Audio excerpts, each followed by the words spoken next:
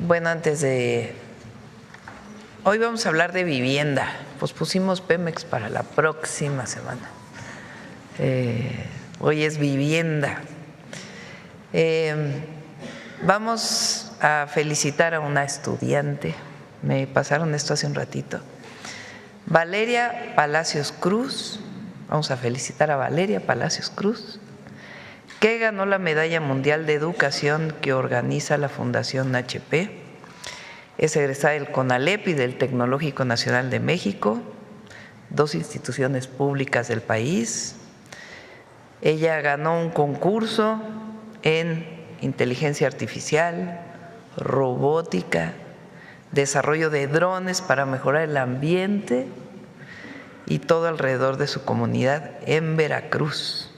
Ya pronto nos vamos a reunir con ella, parece que el día de hoy la van a premiar y muchas felicidades. Bueno, hoy vamos a hablar de vivienda. Va muy avanzado el programa de vivienda para el bienestar. Ahora les vamos a dar todos los datos.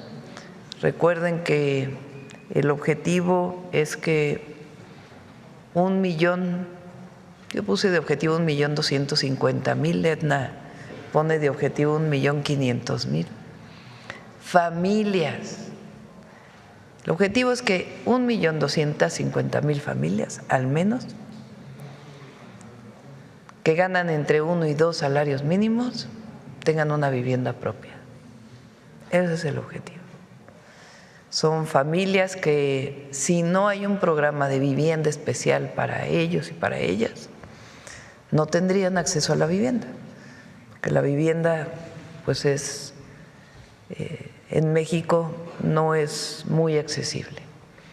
Y este programa pues permite que quien está afiliado al Infonavit tenga este acceso y quien no esté afiliado al Infonavit también lo tenga. O al Foviste. En México ustedes saben que la seguridad social es a través del IMSS y el Infonavit, del ISSSTE y toda su integralidad con Foviste, con Pensioniste. Y hay familias que no tienen este acceso a la seguridad social, aunque tienen acceso a los programas de bienestar como la pensión adulto mayor. Pero en este caso, una parte muy importante de las viviendas es para estas familias a través de la Comisión Nacional de Vivienda. Entonces les vamos a informar los avances en la construcción, cuántas viviendas ya se están construyendo, cuántas viviendas ya están asignadas a familias y cuántas viviendas vamos a tener construidas para el 2026. El programa, como saben, se llama Programa de Vivienda para el Bienestar y además está el programa de escrituración. Muchas familias que no tienen la certeza jurídica de su predio, es 1 millón de viviendas que tengan escritura, esa es la meta. Además, pues la disminución de las tasas de interés, de los créditos, que son más de 5 millones de familias beneficiadas. Así que si lo pensamos con el programa de vivienda para el bienestar, al menos se van a beneficiar cerca de 8 millones de familias en el país, las que menos tienen, las familias que de otra manera no tendrían acceso a la propiedad de una vivienda. Bueno, vamos entonces con Edna primero.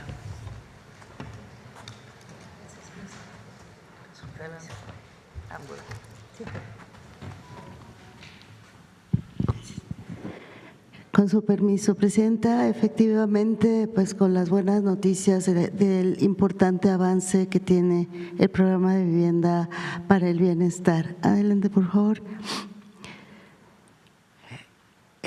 Este dato y esta claridad con la que expone la Presidenta del programa de vivienda para el bienestar es bien importante. Originalmente, la meta planteada fue de 1 millón de viviendas nuevas a través de, básicamente, de Infonavit y CONAVI, la Comisión Nacional de Vivienda. Conforme fue pasando el tiempo, se fue consolidando el programa.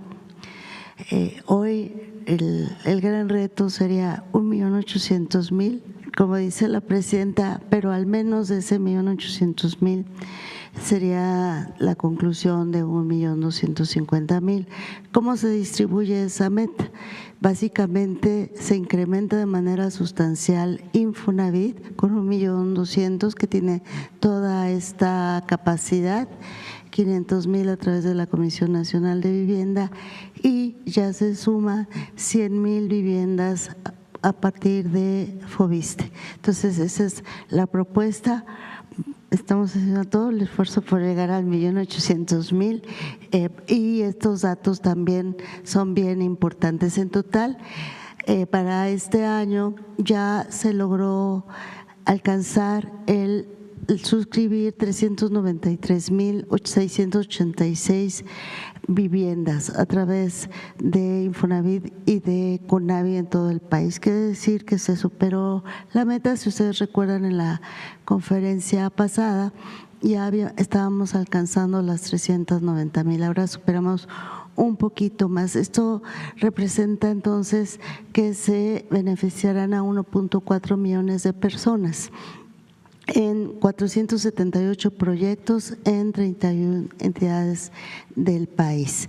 Entonces, este es el dato duro. Cuando señalo que son suscripciones, es que implica llegar a suscribir con menos contratos, significa contar con el suelo, contar con todas las factibilidades, elaboración de proyectos. Entonces, todos estos contratos se lograron en estos más de 470 proyectos. También se otorgaron 420.000 subsidios o apoyos o créditos en todo el país. Un número muy importante fue en el oriente del Estado de México, con más de 100.000 apoyos, que también supera la meta prevista originalmente para 2025. Y con esto se beneficia a 1.5 millones de personas. Adelante. De la certeza jurídica, que también nos habló la presidenta, en 2025 se entregaron 270.000 documentos, una parte a través del Instituto Nacional de Suelo Sustentable, con escrituras en los lotes de las familias, y el resto con documentación de Infonavit y de Foviste, que se refiere a la certeza jurídica, a la liquidación de créditos, y que también ha tenido un gran impacto. 970.000 personas beneficiadas en 2025. Adelante, por favor. Un programa muy importante que se sumó a Vivienda para el Bienestar tiene que ver con mejorar las condiciones crediticias de los créditos, de lo que se llegó a llamar los créditos impagables, y entonces con Infonavit y con Foviste se mejoraron las condiciones crediticias de 4.8 millones de personas. Adelante. De la meta de 2026, que también ya está muy avanzado con todo lo que se trabajó en 2025, la meta es la 400.000 viviendas, con lo que llegaremos prácticamente al 50% de la meta sexenal. Ya hay la reserva territorial necesaria para lograrlo. En realidad, hoy ya existe esta reserva para construir 900.000 viviendas. Adelante. Vamos a dar certeza a 200.000 familias. Quiero decirles que desde el Instituto Nacional de Suelo Sustentable, este año, si bien la meta para el INSU se alcanzó 20.000 escrituras, para este año se va prácticamente multiplicar por 10, ya que se avanzó en todos los procesos previos para lograr esta escrituración. Y adelante, por favor. Sí, creo que ya Con esto concluimos el resumen general de los avances de este gran programa. No puedo evitar insistir con todas las personas que nos escuchan en que no caigan en fraudes, que todos los trámites han sido muy ágiles en todas las instituciones, que a través del portal viviendabienestar.gov.mx accedan para todas las dudas y aclaraciones. Ya los compañeros Yabneli, Octavio y Rodrigo nos darán detalles, pero verán este gran avance que se ha hecho de manera directa y sin intermediarios. Muchas gracias. Gracias, Luisa. Rodrigo. Allá también.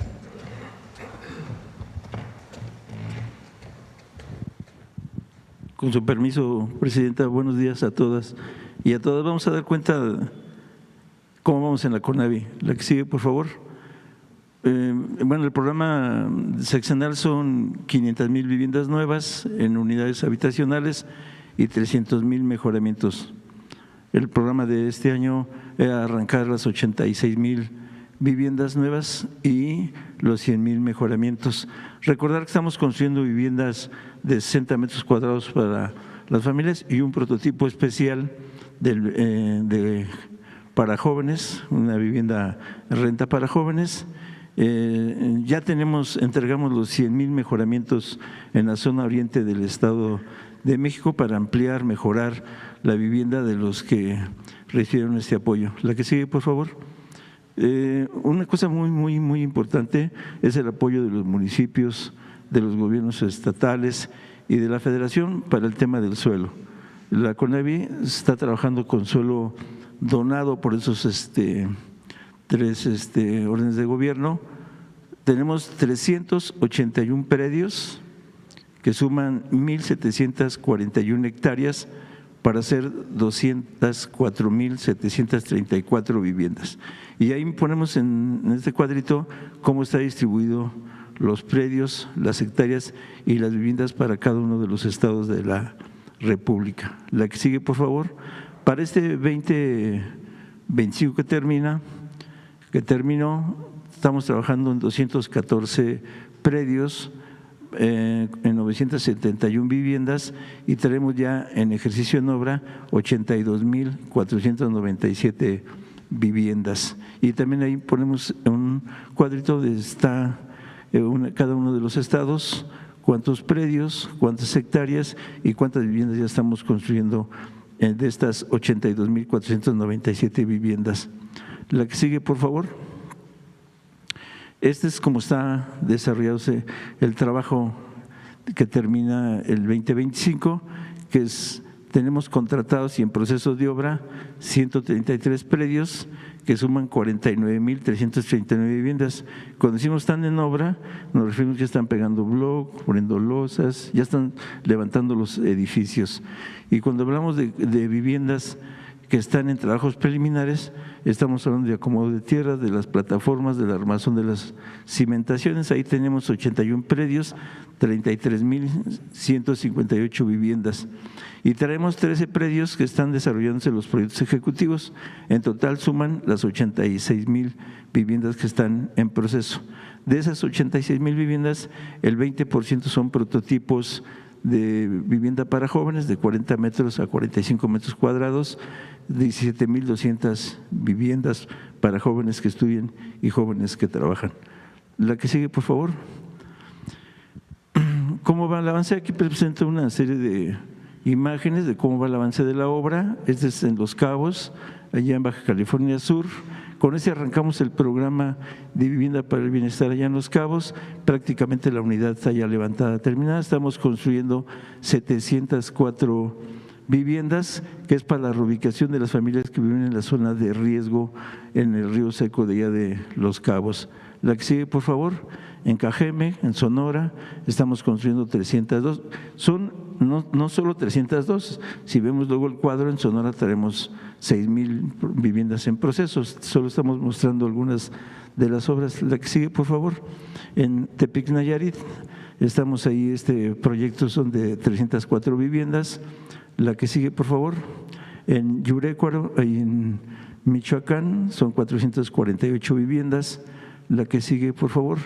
En San Agustín Tlaxiaca estamos construyendo 2 unidades habitacionales. Esta es de 2.500 viviendas en un predio que se llama Destic, allá en el estado de Hidalgo. La que sigue, por favor. Y esta es Signova, también ahí en el municipio de San Agustín Tlaxiaca. Aquí son 1.410 viviendas en un predio que se conoce como Signova, como Signova. Sí, adelante, por favor.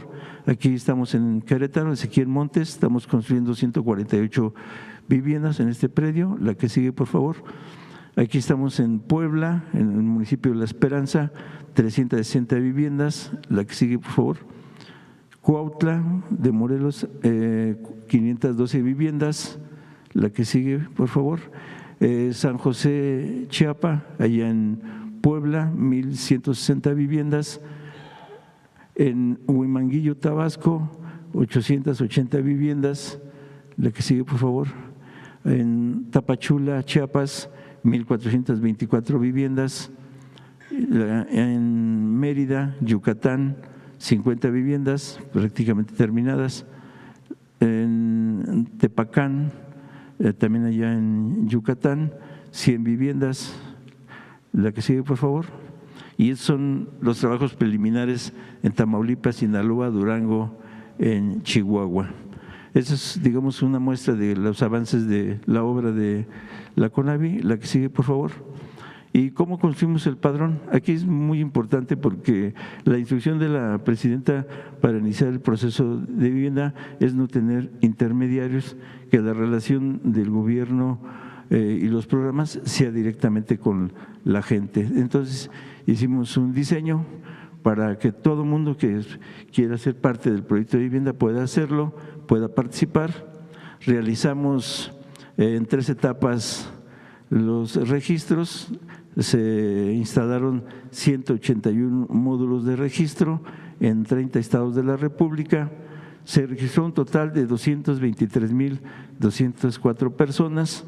En agosto 93.216, en septiembre 61.304 y en noviembre 68.648. Una vez que hicimos la revisión, recuerden que las familias no deben ser derechohabientes, ni de Infonavit ni de Infoviste, no deben de tener propiedad y deben de ganar menos de 2 salarios mínimos. Cuando se hace ya el filtro, nos quedaron 180.809 familias viables para el proceso de esta primera etapa. Siempre es muy importante decir que estamos hablando de la primera etapa de vivienda, de lo que van a ser las 500,000. Y luego pasamos, la que sigue por favor, a las asambleas y los sorteos. Es decir, todo el mundo donde la demanda rebasa las viviendas que van a hacer, entramos a un proceso de sorteo. Realizamos 154 asambleas y sorteos en 147 municipios de 30 estados de la República. En los casos donde los proyectos suman más de 150 viviendas, pasamos directamente priorizando y asignando de manera directa a adultos mayores y a personas con discapacidad, y los demás los mandamos al sorteo. Terminamos con vivienda familiar con 65.998 familias ya asignadas a los proyectos de esta primera etapa, con un número de viviendas de 16.499 para jóvenes para vivienda en renta. En un total tenemos ya un padrón definido de 82.497 viviendas. La que sigue, por favor. Ya para finalizar, tenemos aquí las redes por las cuales nos podemos comunicar, tener información, la de atención, la de quejas, las redes y lo del portal ciudadano. Es cuanto, Presidenta. Muchas gracias a todas y a todos. Adelante ya. ¿Aquí? Con el permiso de la presidenta, buenos días a todas y todos. Voy a informar los avances del FOBISTE. Adelante, por favor. ¿Cómo cerramos la cartera en 2025? Con 845,661 créditos vigentes. ¿Y cómo se divide esta cartera? El 70 o poco más del 70% para personas activas, personas jubiladas 14.2%, fuera del sector 15.5%. Aquí en esta cartera o en este segmento de personas que trabajaron en el gobierno y que obtuvieron su crédito, la cartera vigente es del 19.2%, es decir, más de 25,000 personas que fueron trabajadoras al servicio del Estado siguen pagando su crédito y el 80.8% dejan de pagarlo. Y ahorita quiero anunciar un beneficio para todas ellas y para todos ellos. En relación al programa de justicia social que pudimos hacer gracias al decreto de la presidenta y que tiene esta meta de 400,000 personas acreditadas, ya cumplimos nuestra primera etapa al 100%, en la que se beneficiaron de manera principal a las personas pensionadas y jubiladas. La segunda etapa ya alcanza el 73% y este 30 de enero vamos a concluir el 100%, y la tercera etapa, que se trata de las reestructuras de personas activas, la vamos a concluir el 15 de febrero del presente año. Recordemos que el programa de justicia social con el que se condonan y se están resolviendo y liquidando los créditos para el caso del Foviste comenzó en el mes de mayo, después de la publicación del decreto de nuestra presidenta, y hemos beneficiado a más de 247,000 familias hasta la fecha. Y esto ha sido posible por la difusión que ha tenido también nuestra campaña, la siguiente, de actualización de datos. Esto cobra mucha importancia porque es la forma en que nos comunicamos con las y los trabajadores al servicio del Estado. Les queremos reiterar e invitar a que actualicen sus datos mandando un WhatsApp al 800-368-4783. Lo pueden hacer también en nuestro portal foviste.gov.mx o en las oficinas, los departamentos de vivienda que tenemos en cada uno de los estados. Es menos de 2 minutos y les solicitamos que tengan su CURP a la mano. Esta actualización de datos, la siguiente por favor, nos ha permitido entregar constancias de finiquito a las personas a las que ya se les liquida su crédito, en las que ya les anunciamos que se acaba la deuda con el Foviste, que hay estados de cuenta en ceros en 27 entidades. Y también esta misma campaña de actualización de datos nos ha permitido enviar las cartas con las buenas noticias del Gobierno de México por condonaciones de intereses y de adeudos a más de 83,377 personas a través de las y los carteros de México y el Servicio Postal Mexicano. ¿Cómo avanzó y cómo quedó nuestra colocación de créditos en el 2025? Alcanzamos el 96.8%, más de 30,000 créditos otorgados, y de ellos colocamos 8,143 a personas, a servidoras públicas y a mujeres pensionadas. Y nuestro promedio de crédito se mantiene por 1,100,000 pesos a nivel nacional. La siguiente. Aquí me permito informar sobre la situación financiera del Foviste. Tenemos un índice de morosidad que se mantiene el 9.5%, el índice de fortaleza patrimonial por el 19.2%, la disponibilidad financiera es de más de 84,000 millones de pesos. El Foviste en el 2025 recaudó casi el 3%, mucho más que en 2024, y eso nos permite tener nuestro programa de justicia social con lo que estamos resolviendo los créditos y también nuestro programa de vivienda del Foviste para las personas derechohabientes. ¿Cómo vamos a tener este programa de crédito? Crecimos la meta en financiamientos, queremos otorgar 42,768 y ya incluir las acciones de vivienda a través de los créditos Renovaviste para rehabilitar y remodelar las viviendas, y también el crédito Tú Construyes, con el que fomentamos la autoproducción de vivienda con una inversión de más de 35,000 millones de pesos. En relación a la escrituración, la siguiente, y liberación de hipoteca, decirles que encontramos al Foviste con un rezago de más de 41,686 testimonios y alcanzamos en 2024 el 50% de este rezago. En nuestra meta ordinaria, es decir, lo que hacemos todos los días, en 2025 hicimos más de 48,000 cancelaciones de hipotecas a favor de las y los trabajadores del Estado. En cuanto al programa de vivienda, como saben, tenemos una meta sexenal de 100,000 viviendas que suman al programa Vivienda para el Bienestar y este año construiremos 20,000 viviendas. Actualmente ya contamos con 26 predios en 15 entidades. Estamos listas y listos para arrancar nuestro programa seguramente en Puebla de Zaragoza, donde construiremos 480 viviendas y ya estaremos dando ese banderazo de salida. Ahora, solamente en resumen, ¿qué hicimos en este 2025? Un programa de justicia social que beneficia a más de 400,000 familias, un programa sin precedentes con el que se están resolviendo los créditos, pero también se están restituyendo los derechos de las personas trabajadoras al servicio del Estado.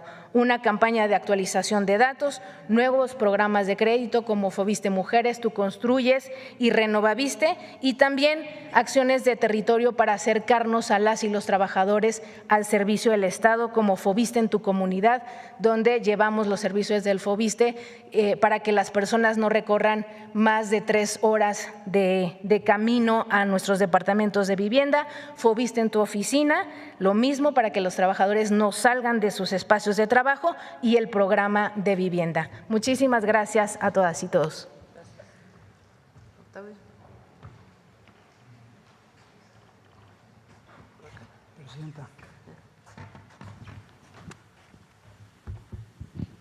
Muy buenos días a todas y a todos. Con su permiso, Presidenta, informarles acerca de los avances del Infonavit. La primera, por favor. Bueno, informarles que en este año pasado alcanzamos a contratar de una meta de 1,200,000 viviendas que tenemos para el sexenio, alcanzamos a contratar a diciembre 31 311,000 viviendas. En lo que llevamos ya de enero hemos sumado 8,000, por lo que al día de hoy tenemos 319,000 viviendas ya contratadas. Hay que recordar que iniciamos el programa de Vivienda para el Bienestar en abril por el tema de la de la reforma legal al Infonavit. Se nos fueron los primeros 3 meses, pero alcanzamos a esta cifra. Estamos considerando que para este año una meta de 396,000 viviendas contratadas. Ya tenemos los proyectos, los consideramos viables y pensamos que esta meta es alcanzable, con lo que sumaríamos al final de este año cerca de 700,000 viviendas y nos quedarían 500,000 viviendas para completar del 27 al 2030. Esto implica lo que llevamos hoy, el 27% de la meta con respecto al 1,200,000 viviendas. La que sigue, por favor. Este es el comportamiento por estado de las 311,000 viviendas contratadas. En primer lugar, Veracruz con 40,000, Tamaulipas con 37, Quintana Roo con 31, Yucatán cerca de 30, al igual que Tabasco, y así sucesivamente para todos los demás estados. Esto es lo de 25. ¿Qué estamos pensando para el 26? La que sigue, por favor. Bueno, lo que aparece en color naranja es 25 y en color oscuro sería lo que estamos pensando contratar este año. Por ejemplo, en Tamaulipas vamos a llegar a 56, en Veracruz a 53, Quintana Roo igual a 53, Baja California 46 y así sucesivamente hasta llegar a las 404,000 viviendas que tenemos pensadas contratar en 2006. La que sigue, por favor. Bueno, aquí es importante señalar que prácticamente todos los derechohabientes del Infonavit que no tienen un crédito hipotecario y que ganan entre 1 y 2 salarios mínimos tienen derecho a un crédito para vivienda. Es importante decir que se acabaron los requisitos en el Infonavit, es 25, 30 requisitos, alcanzar los 1.080 puntos. La presidenta nos pidió que simplificáramos y lo hicimos de manera tal que prácticamente ya no hay requisitos. ¿Qué se requiere para obtener un crédito? Se requiere ser derechohabiente, que condición, se requiere estar en el rango de menos de 2 salarios mínimos y se requiere no tener un crédito hipotecario. Prácticamente todo mundo puede obtener un crédito. La buena noticia es que el crédito que recibe el que gana un salario mínimo y hasta 2 es equivalente al costo de la vivienda. La vivienda vale en promedio 600,000 pesos y los derechohabientes entre 1 y 2 salarios mínimos reciben en promedio entre ese mismo monto, 600,000, de manera tal que al autorizarse el crédito prácticamente pueden obtener la vivienda. La que sigue, por favor. El avance en obra y colocación de vivienda. Bueno, aquí decirles que dado que iniciamos en abril, ya muchos desarrollos empezaron a entregar vivienda a partir de fines del año pasado. Aquí el dato está un poquito atrasado, son 4,700 viviendas que ya tenemos entregadas también no son 3 estados, son 15 estados, 22 municipios y 38 desarrollos. Hay un error en la gráfica y es muy importante que la gente sepa, y voy a aprovechar porque no siempre se tiene esta oportunidad, para que los derechohabientes de Michoacán, de Coahuila, de Quintana Roo, Tamaulipas, Tabasco, Veracruz, Nuevo León, Guanajuato, Morelos, Zacatecas, Sinaloa, Oaxaca, Yucatán, Chiapas y próximamente la semana que entra en San Luis Potosí, sepan que ya estamos entregando vivienda en esos estados. De estas 4,700 viviendas que se han entregado, en términos de género, prácticamente el 49,9% es para hombres, lo mismo que para mujeres. Ligeramente arriba son mujeres las que han adquirido al día de hoy los créditos. Y algo que es muy importante, jóvenes menores de 29 años, entre 18 y 29 años, casi el 40% de la vivienda que llevamos colocada al día de hoy. Entre 39 y 30, el 37%. Entre 49 y 40 años, el 18%. Adultos de 59 a 50 o de 50 a 59, el 6%. Y inclusive adultos arriba de los 60 años también han tenido la posibilidad de obtener un crédito. Algo que también es relevante decir es que el 85% de quienes les hemos entregado vivienda al día de hoy tienen un rango de salario entre 1 a 1.5 salarios mínimos y el resto entre 1.5 y 2. Estamos cubriendo exactamente el objetivo del programa. La que sigue, por favor. Aquí tenemos un video, si me permite, Presidenta. Antes, los que estaban en el Infonavit crearon créditos injustos, impagables, para beneficio de los que habían construido las viviendas y beneficio de unos cuantos. Pero ahora el Infonavit cambió nos comprometimos a que el Infonavit iba a construir vivienda para quien menos tiene y ya está en la Constitución y en la ley del Infonavit. Y nos comprometimos todo el equipo a que íbamos a construir 1.200.000 viviendas en el sexenio para quien menos tiene, para quien gane entre 1 y 2 salarios mínimos, y hoy estamos entregando vivienda.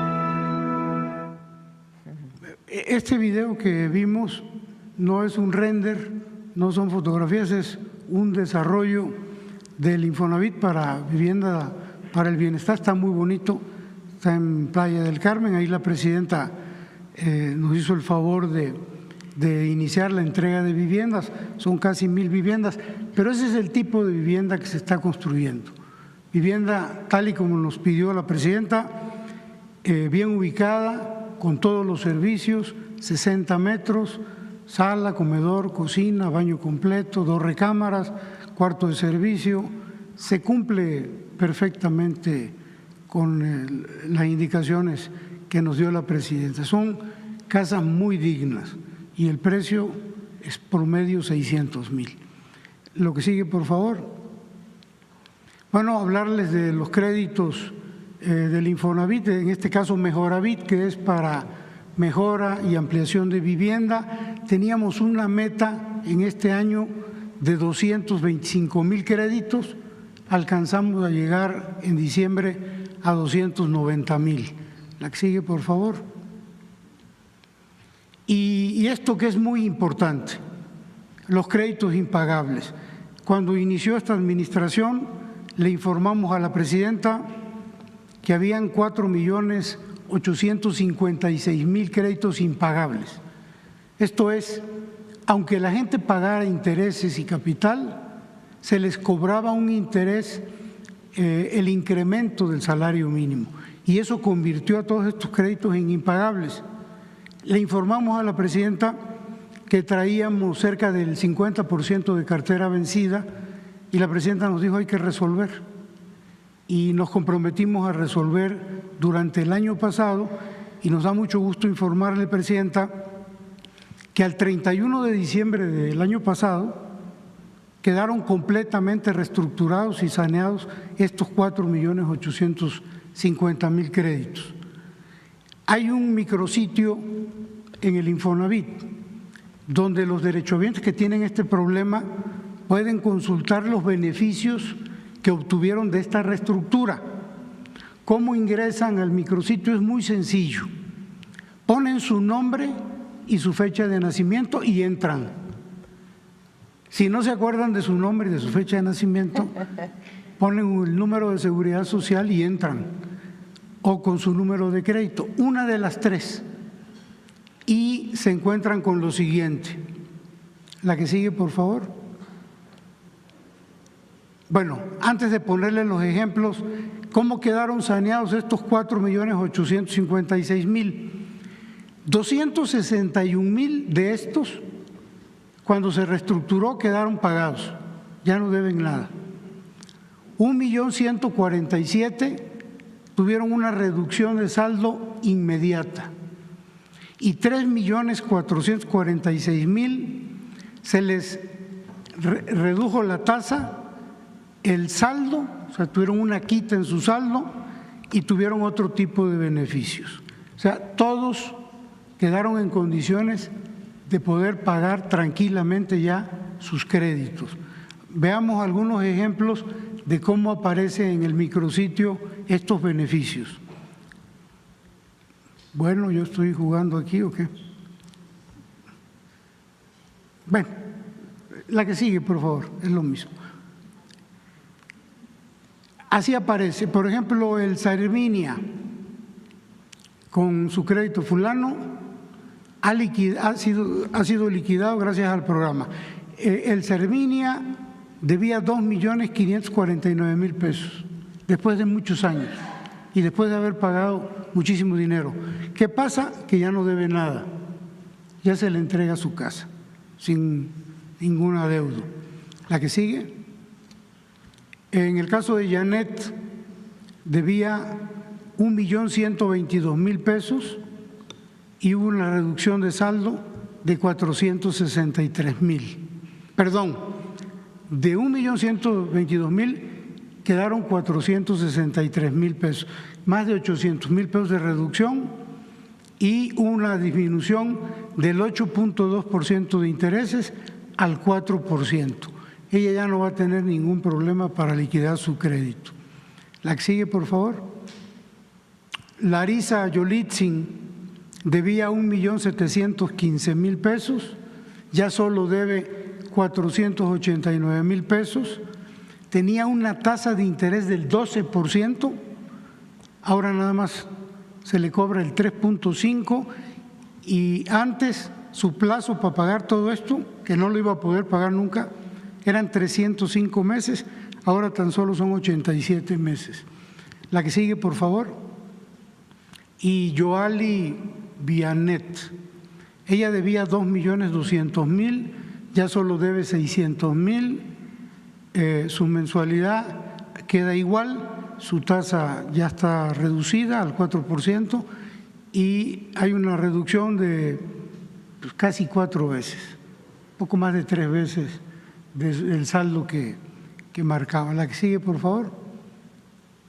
En el caso de Noé, debía más de 1 millón de pesos, ya solo debe 330.000, su mensualidad queda igual, pero la tasa pasa del 7.5 al 4%.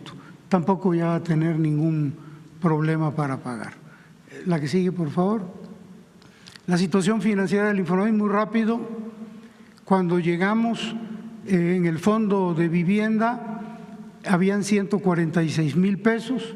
La política de incremento salarial del gobierno de Eliseo López Obrador, que pasó de 80 pesos a 248 pesos, incrementó el fondo de vivienda, de manera que nosotros recibimos en septiembre del 24 779.000 pesos, 779.000 millones de pesos.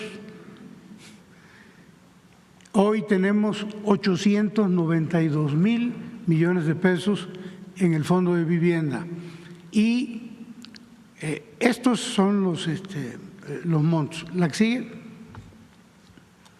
Y ya sumando lo que tenemos en el fondo de vivienda más lo que tenemos en la tesorería, bueno, recibimos 839.000 y hoy tenemos lo que tenemos en el fondo más lo que tenemos en la tesorería disponibles para construcción, sumamos ya casi 980.000 millones de pesos, casi el billón de pesos. Entonces, los recursos financieros del Infonavit están bastante bien. Creo que es la última lámina, no sé si haya otra, es la última. Es cuanto, Octavio, ¿por qué no presidente? explicas cómo acceden las personas a la nueva vivienda? ¿Perdón? ¿Cómo accede el beneficiario del Infonavit, el derechohabiente del Infonavit, a la nueva vivienda? Con mucho gusto, presidenta. Pues prácticamente ya no hay requisitos. Lo que tiene que hacer la gente que tiene interés en estas viviendas es presentarse, se le busca, se le da una precalificación que se le llama, que no es más que encontrarlos como derechohabientes y prácticamente tienen derecho. Fíjense, algo que nos da muchísimo gusto es que, para que ustedes vean la simplicidad ya del trámite, un muchacho de 18 años, de 20, 21 años, llega con 6 meses de estar cotizando, llega, lo identificamos, verificamos los 6 meses de cotización y de inmediato se le da el monto del crédito necesario para adquirir una de estas viviendas. Es muy rápido, es cuestión de 1 o 2 días máximo y no hay trámites, es algo muy rápido. En el desarrollo que ustedes vieron que la presidenta inició la entrega de viviendas, ahí la gente cuando llegó íbamos a entregar 90 viviendas, 100, se han vendido más de 400, tenemos una lista de espera de 600, todavía están detallando los departamentos.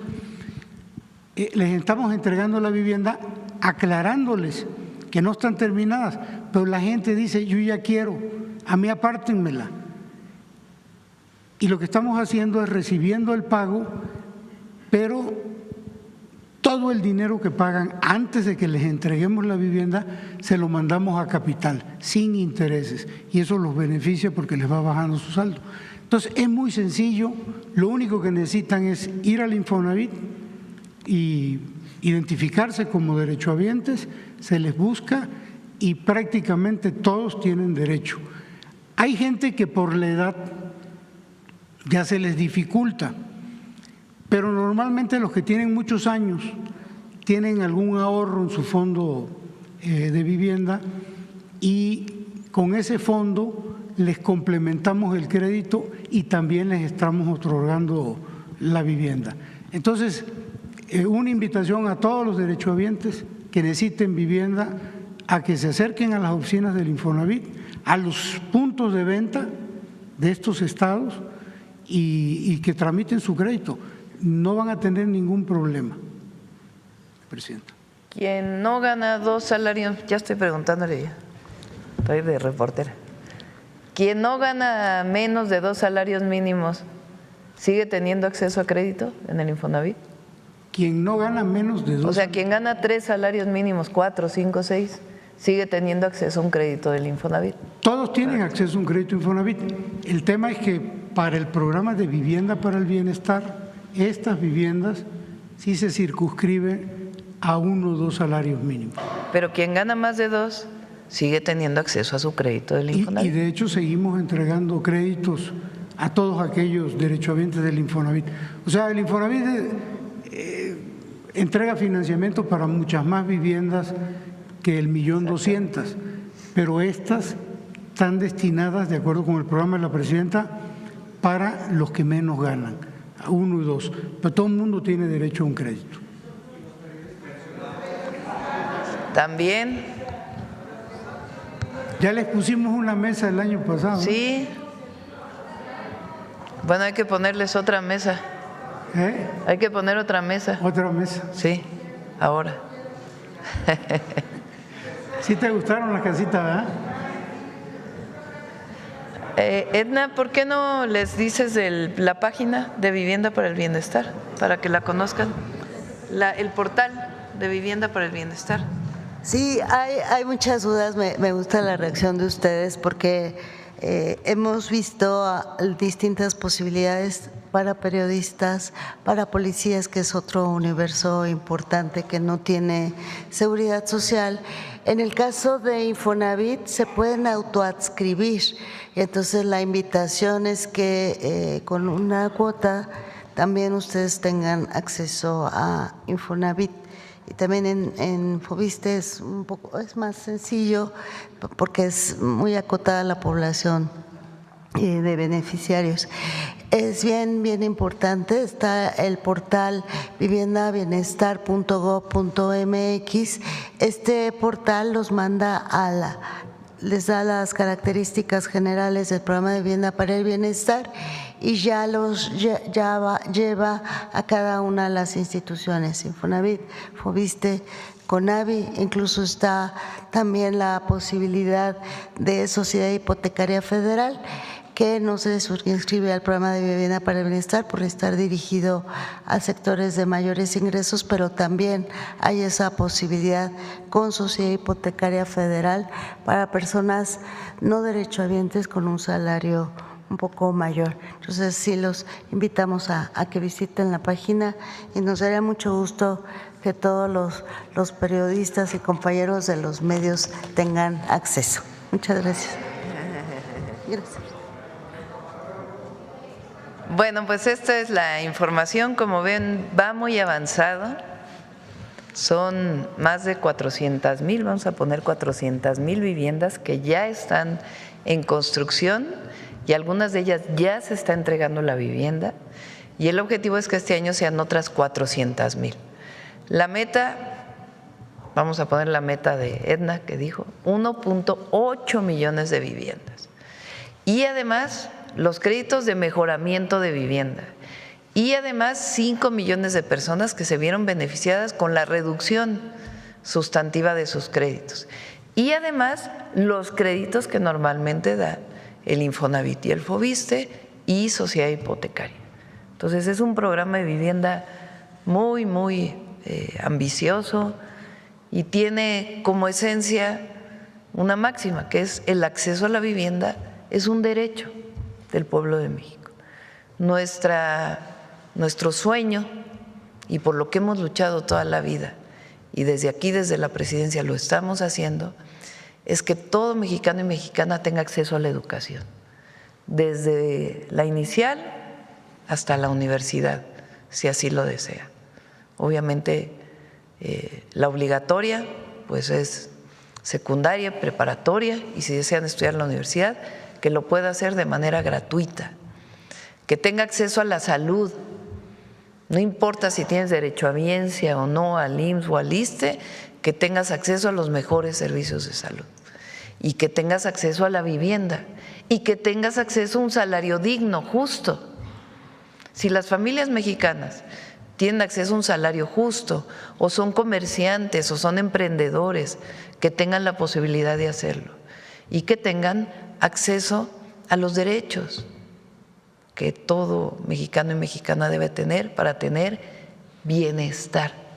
Por eso la cuarta transformación tiene en esencia una palabra que lo define, es bienestar para las mexicanas y los mexicanos, y si lo pensamos también es justicia social, la que no se dio durante por lo menos los 36 años del periodo neoliberal. Bueno, vamos a las preguntas. Ahora sobre el tema.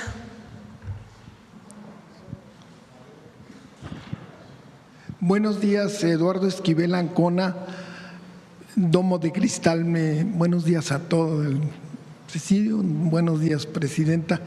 Mi primera pregunta es acerca los gobiernos neoliberales hacían créditos impagables y muchos abandonaron las viviendas que les dio el Infonavit.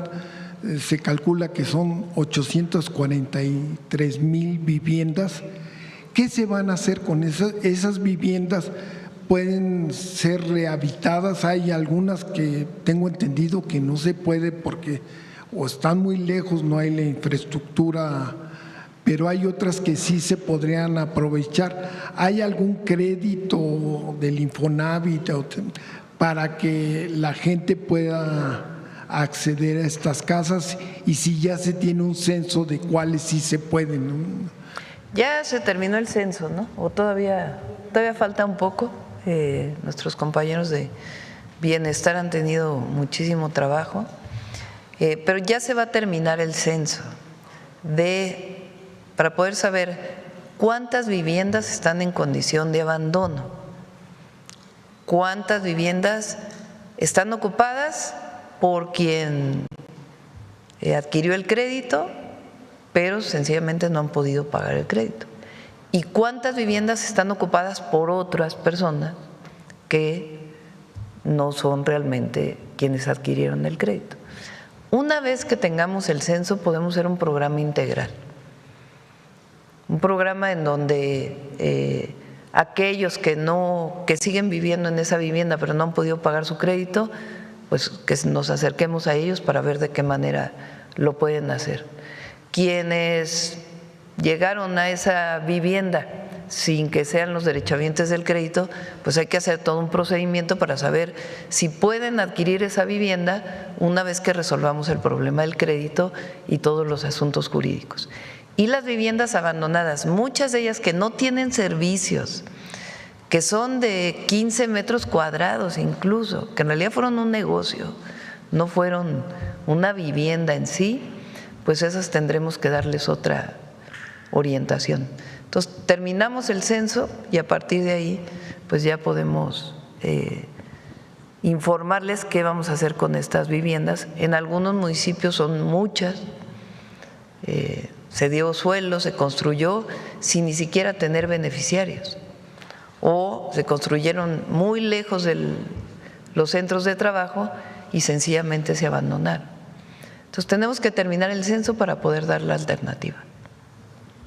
En otra pregunta también del Infonavit, hay unos créditos muy altos que estaban a salario mínimo.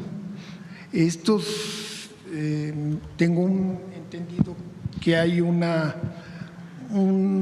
programa que se llama responsabilidad compartida para que estos créditos que están a salario mínimo, con los salarios mínimos que incrementó el gobierno de Andrés Manuel López Obrador y el de usted, pues se les vienen los créditos, se les incrementan mucho los créditos.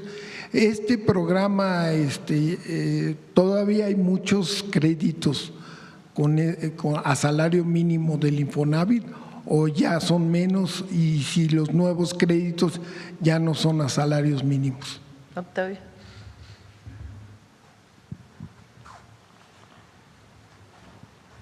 Sí, todos los créditos van a tener, están teniendo una reestructuración, y desde luego los que tienen un salario mínimo tienen derecho a un crédito, es parte de este programa de vivienda para el bienestar.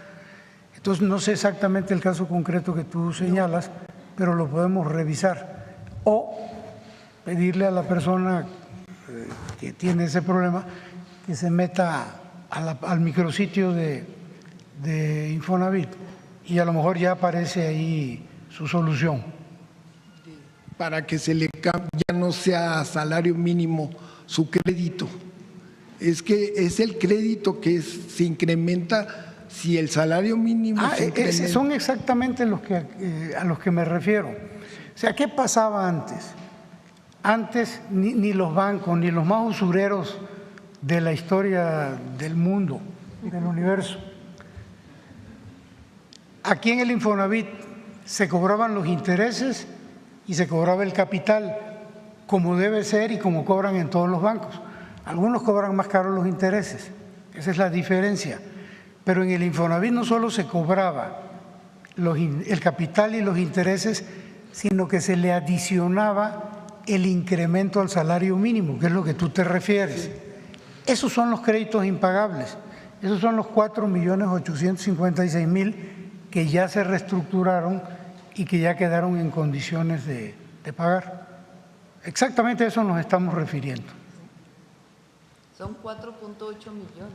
Y actualmente ya no se tiene, si yo adquiero un crédito nuevo, ya no sé, esto ya no me van a incrementar el salario mínimo. De hecho, durante el gobierno del licenciado López Obrador ya se dejaron de dar estos créditos.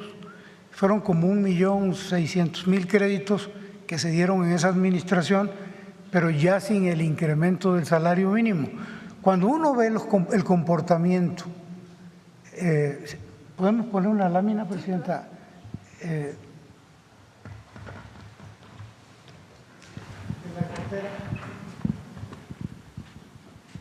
La que sigue, aquí, a ver, no, la que sigue, aquí. El total de créditos del Infonavit son 6.600.000 créditos. Este 1.300.000 se otorgó en el sexenio del licenciado López Obrador, pero ya de manera correcta. Estos no tienen ningún problema. Su tasa de mora, su cartera vencida, es del orden del 3%, que es la misma cartera vencida que tiene cualquier banco en México, el promedio de cartera vencida. El problema eran estos, que traían cerca del 50% de cartera vencida, no los pagaba la gente porque no podía. Entonces, ya no se dan, nosotros estamos exactamente en este esquema de dar créditos que son perfectamente legales, pagables, y a tasas bajas. Y a tasas bajas, ¿sí? esos ya no se dan en el Infonavit. En una siguiente pregunta, Sociedad Hipotecaria Federal va a seguir dando, ya lo dijo la licenciada, va a seguir dando créditos a las personas, pero también va a seguir dando créditos a los desarrolladores hipotecarios para… Esencialmente es a las personas. Sí. Hoy no los invitamos, pero los podemos invitar a la siguiente de vivienda para que expliquen cómo está funcionando Sociedad Hipotecaria. Y ya por último, le quisiera preguntar, ya no se refiere a vivienda, ¿qué le contestaría al presidente Donald Trump, que ayer dijo que era el Tratado de Libre Comercio, el TEMEC, era intrascendente para México y que los coches se podían hacer en Estados Unidos y no necesitaban de México ni de Canadá? Nuestras economías están muy interrelacionadas, muy integradas. La economía de Canadá, Estados Unidos y México, pero vamos a referirnos a México y Estados Unidos. Quienes más defienden el tratado son los empresarios estadounidenses. Los que más, por supuesto, México también. ¿Por qué? Porque hay una integración muy grande. Ellos tienen muchísimas plantas de producción, no solo de autos, sino de muchísimas temas. Recientemente compraron una empresa de transformadores en México, una empresa estadounidense, con un monto muy significativo. Quiere decir que hay confianza en el país. Entonces, no estoy convencida pues que va a seguir la relación comercial con Estados Unidos. La cadena de suministros. Todo pues, no solo en la automotriz, en prácticamente todo. Fíjense, ahora que hubo el conflicto con algunos productores agrícolas, los meses finales del 2025, y que cerraron un puente de Ciudad Juárez, bueno, tuvimos llamadas, lo cerraron un día o día y medio, 2 máximo. Las llamadas desde Estados Unidos al secretario de Economía, al secretario de Relaciones Exteriores, de que se abriera la frontera porque estaba afectando ya a la producción en Estados Unidos, de distintas áreas. Entonces son 400,000 vehículos de tránsito diario, más de 300,000 millones de dólares de comercio, en fin, hay mucha integración. Entonces, no voy a debatir en particular, sino sencillamente la importancia que tiene para ambos países que se mantenga la relación comercial con Estados Unidos. Y pues ya por último, la Secretaría del Trabajo, no sé cómo le llamen en Estados Unidos, dio 28 millones de dólares para el fortalecimiento de las relaciones laborales en México. ¿Qué opinión tiene de Le invitamos a Marat, si quieren, para que pueda explicar, a ver si hoy nos dan una nota. Y lo invitamos. Estamos haciendo muchas cosas con trabajo y con el IMSS. Además de este tema, les informo, estamos trabajando para fortalecer, garantizar la seguridad social de los jornaleros agrícolas, de las y los jornaleros agrícolas, en particular para aquellos que se dedican, para la producción dedicada a la exportación, para todos, pero en particular para la exportación. Va muy avanzado ese trabajo.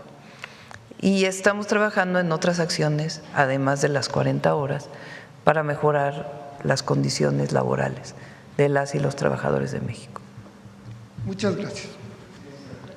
Vamos. A ver, Carlos, hace mucho que no preguntas. Buenos días a todas y todos. Carlos Navarro de Heraldo Media Group. Presidenta, si nos pudiera explicar cuáles serían los panoramas con el TEMEC y sin el TEMEC para México en esta situación. No quisiera yo hablar de sin TEMEC. ¿Qué garantiza el tratado comercial? Que no haya un impuesto de importación o exportación entre México y Estados Unidos. Cuando entra el presidente Trump, decide que poner un impuesto a todos los productos que no están dentro del tratado, que se exportan fuera del tratado. Para exportar, para producir en México y exportar a Estados Unidos tienes que cumplir una serie de reglas dentro, si quieres estar dentro de los beneficios del TEMEC. Muchas de esas reglas se llaman las reglas de origen, es decir, que la mayor parte de lo que se produce en México venga de la producción mexicana, que no venga de otros países donde importa México y se exporta a Estados Unidos, sino que cumpla con que la mayor parte se produzca aquí en México. Bueno, entre otras reglas. Si cumples con esas reglas, exportas por el tratado comercial. Si no exportas, o si exportas incumpliendo esas reglas, antes podías tener prácticamente 0 aranceles. Ahora sí hay, por una disposición que puso el gobierno de Estados Unidos. Esa manera en que se exportaba, que no era el TEMEC, no sé si se entiende. O sea, hay dos maneras de exportar. Produzco coches, bueno, no coches, no, autopartes. Si estoy dentro del tratado comercial y cumplo con las reglas de origen, exporto sin aranceles. Si no, si la mayor parte del motor que quiero exportar vino de Europa y aquí solo se armó, pues entonces sí tengo que pagar un arancel. Antes de que llegara el presidente Trump, pagaban ellos muy poquito, porque hay una cosa en la Organización Mundial de Comercio que se llama la nación más favorecida. Entonces exportaban con pocos aranceles, ahora sí tienen impuestos. ¿Qué es lo que ha venido pasando? La mayoría ya se están metiendo al tratado. ¿Nos conviene? Sí, sí nos conviene, porque se produce más aquí y hay más cadenas de valor en México. Entonces, esa es en la situación actual. ¿Qué otras cosas le puso un arancel a Estados Unidos? Al acero que exportamos, al aluminio que exportamos. Siempre hemos dicho que en este caso pues aunque no tiene mucho sentido porque nosotros importamos más acero del que exportamos, pero bueno, tiene un arancel. Y en el caso de los vehículos terminados que se exportan dentro del TEMEC, tiene un arancel que es el 25% menos lo que se fabricó en Estados Unidos. Más o menos así está. Esa es la situación en la que nosotros estamos. Aún dentro de esa situación, las exportaciones a Estados Unidos en el 2025 aumentaron. ¿Qué aumentó? Muchos electrónicos, muchas maquilas de electrónicos en nuestro país que están exportando hacia los Estados Unidos, entre otros productos. ¿Por qué ocurre eso? Pues porque la cercanía con Estados Unidos y la integración económica de muchas empresas, pues existe. Entonces, una parte se fabrica acá y otra parte se fabrica allá. Ha dicho muchas veces el presidente Trump que él no está de acuerdo, particularmente en vehículos, pero aún así se siguen exportando vehículos, poco menos que en el 2024, pero se siguen exportando vehículos. Entonces nosotros creemos que es muy beneficioso para Estados Unidos. Por cada empleo que se creó aquí relacionado con esta integración comercial, hay un estudio que dice que se crearon 3 empleos en los Estados Unidos. No es que el empleo en Estados Unidos se venga para acá, como hay integración, se crea empleo aquí y se crea empleo allá. Entonces, esta integración es muy difícil de romper. ¿Quiénes son los principales que defienden esto? Pues las empresas estadounidenses, que son beneficiarias de esta integración que se ha dado por 30, 40 años. Entonces, más bien lo que hay que hacer es decir, a ver, ¿cómo seguimos avanzando en el tratado? Y si hay modificaciones, pues buscamos las modificaciones. Pero es benéfico para Estados Unidos y benéfico para México. Incluso a Estados Unidos le importa hoy mucho la competencia con China por el desarrollo de China en muchísimas áreas y otros países asiáticos, pero principalmente China. Es mucho mejor que nos mantengamos como América del Norte para competir con China que solito Estados Unidos. A ellos les conviene en esta competencia económica con otros países. La mano de obra del mexicano y la mexicana es extraordinaria, extraordinaria. Me dijo una vez creo que lo platiqué aquí, ¿no? Un dueño de una empresa automotriz, y me lo han dicho varias, que las empresas automotrices más productivas que tienen son las mexicanas. O sea, las fábricas automotrices más productivas son las mexicanas, por la mano de obra del el mexicano. Antes se decía que vinieran a invertir porque aquí los salarios son más bajos, son menores que en Estados Unidos, han ido aumentando para mejorar el bienestar de las familias, pero la capacidad que tenemos los mexicanos en el empleo, en el campo, en las fábricas, en los servicios, es algo extraordinario y tiene que ver pues con el amor al trabajo que siempre hemos manifestado los mexicanos y la fortaleza cultural que tenemos, entre otras cosas. Entonces, es muy importante para Estados Unidos el tratado comercial. Presidenta, sabemos la forma de comunicar del presidente Trump, y con todo este contexto, con todos estos datos que usted nos está dando, ¿qué lectura le da a estos dichos de que el TEMEC pues simplemente no les funciona? Pues no quisiera yo entrar en el debate directo, ¿no? O sea, yo creo que hasta ahora, con sus dificultades e incluso las restricciones que ellos han puesto, está funcionando la integración económica para ambos países. Presidenta, ¿cómo se va a organizar el equipo revisor, porque no es negociación, es revisión, de México para este tratado comercial?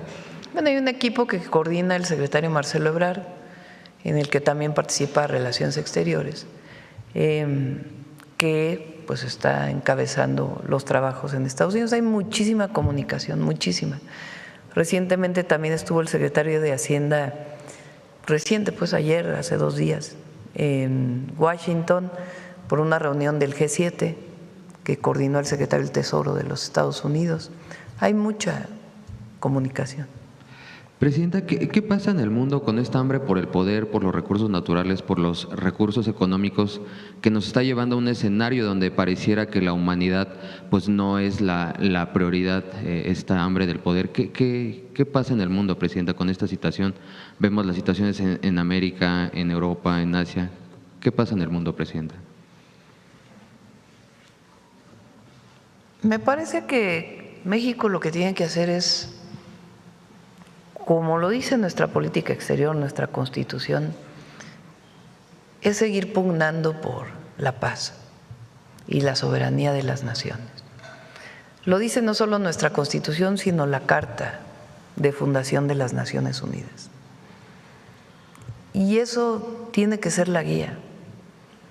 Sí, hay presiones, evidentemente, pero necesitamos todos los países, todas las naciones, defender la soberanía y la paz como la solución de cualquier conflicto. Y tenemos que insistir en ello, siempre. México es muy importante en el mundo, Y nuestra posición y el seguir avanzando en esa posición y convencer más allá de los posicionamientos del gobierno de los Estados Unidos o de otros gobiernos es la paz y la soberanía de las naciones y la solución pacífica de cualquier conflicto.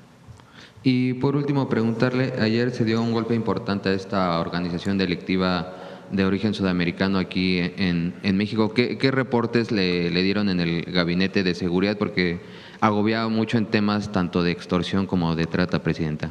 Sí, está trabajando muy bien el gabinete de seguridad, la verdad.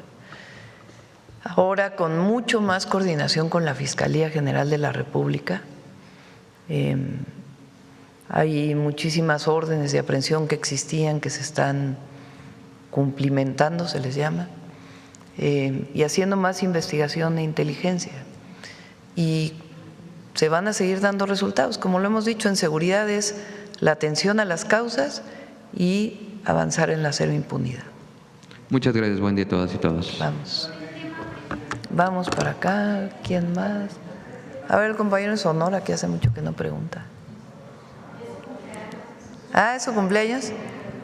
A ver, ponle a Pedro Infante y las mañanitas. Sí. Gracias, Presidenta. Muy buenos días. Sí. Son 53 vueltas al sol, así que muchas gracias por la deferencia. Presidenta, bueno, hay muchos temas, pero quisiera concentrarme en un tema particularmente en el caso de mi tierra, Sonora. Durante el periodo de descanso, bueno, ustedes anunciaron importantes acuerdos relativos al fin de la huelga de Cananea, que cumplió 18 años, el tema también de la remediación y del problema de contaminación en el río Sonora.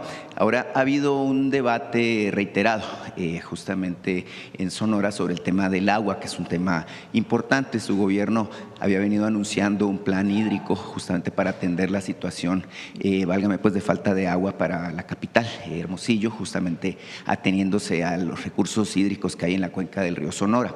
En particular, tengo entendido que después de resolver estos dos problemas que estaban antes, pues creo que su gobierno tiene la determinación de seguir adelante con este proyecto. Preguntarle algunos de los detalles de lo que se está viendo justamente para atender este plan hídrico para Hermosillo y para la cuenca del río. En Sonora tenemos varias obras, obviamente el puerto de Guaymas, la carretera Guaymas-Chihuahua, que este año va a iniciar un mucho mayor avance, y algunas otras obras importantes. Está el programa de vivienda, los programas de salud y obviamente cumplir con el programa de justicia para Cananea que planteamos. Y el tema del agua para Hermosillo lo está trabajando con el gobernador Durazo para que se tome una decisión sobre el tema de las presas y si no algunas otras acciones que se tengan que desarrollar para garantizar el agua para Hermosillo. Entonces está trabajando en ello y con gusto lo informamos. Bueno, en este mismo contexto, Presidenta, se vino hablando durante el último trimestre del año pasado de un proyecto que tiene el gobierno del estado de Arizona. Ellos, tienen una situación similar a la que padecemos en Sonora, mucho estrés hídrico, falta de agua. Y ellos están planteando una propuesta que creo que será interesante revisar, discutir. Ellos quieren construir una megaplanta desaladora, incluso tienen un proyecto para invertir cerca de $4,000 millones en Sonora, justamente en el municipio de Puerto Peñasco, en la zona de humedales.